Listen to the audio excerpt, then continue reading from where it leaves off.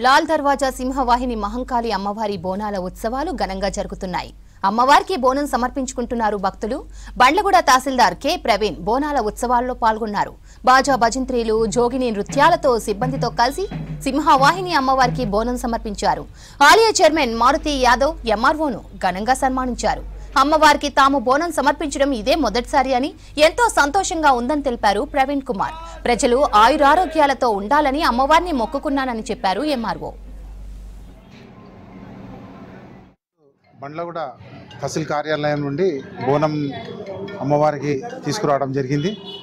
ఇందులో భాగంగా అమ్మవారు